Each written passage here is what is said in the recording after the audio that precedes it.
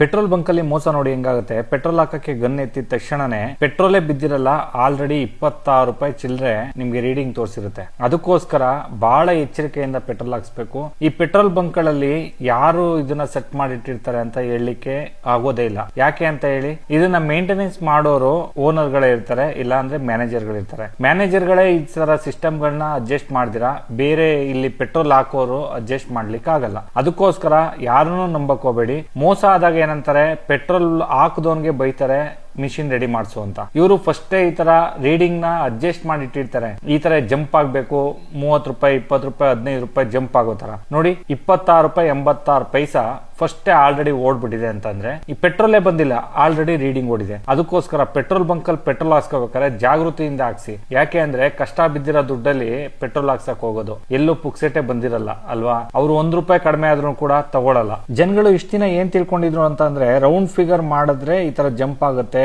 ನಮ್ಗೆ ಮೋಸ ಆಗುತ್ತೆ ಅಂತ ತಿಳ್ಕೊಂಡಿದ್ರು. 100 200 50 ಈ ತರ ಹಾಕ್ಸೋದ್ ಬೇಡ, ಇನ್ಮೇಲೆ ಹಾರ್ಡ್ ಆಗಿ ಹಾಕ್ಸೋಣ. ಹಂಗಂದ್ರೆ ರ್ಯಾಂಡಮ್ ಆಗಿ 115 120 117 ಈ ತರ ಏನಾದ್ರು ಹಾಕ್ಸೋಣ ಅಂತ ಹಾಕಿಸ್ತಾ ಇದಾರೆ ಇವಾಗ. ಆದ್ರೆ ನಾವ್ ಎಷ್ಟಕ್ಕೆ ಹೇಳಿ ಅಲ್ಲಿ ಟೈಪ್ ಮಾಡಿಸಿದ್ರು ಕೂಡ ಅದು ಫಸ್ಟ್ ಗನ್ ಎತ್ತಿ ರೀಡಿಂಗ್ ಇದು ಓಪನ್ ಮಾಡ್ತಾರಲ್ಲ ಗನ್ನ ಪೆಟ್ರೋಲ್ ಹಾಕಕ್ಕೆ ಅಂತ, ಅವಾಗ್ಲೇನೆ ಈ ತರ ಜಂಪ್ ಆಗುತ್ತೆ. ಎಲ್ಲರೂ ಹುಷಾರಾಗಿರಿ. ಒಂಚೂರು ಗನ್ನ ಮೇಲ್ಗಡೆ ಕಿಟ್ಕೊಂಡು ಹಾಕಿ, ನಿಮ್ಗೆ ಪೆಟ್ರೋಲ್ ಬೀಳುತ್ತೋ ಇಲ್ವೋ ಅನ್ನೋದು ಗೊತ್ತಾಗುತ್ತೆ.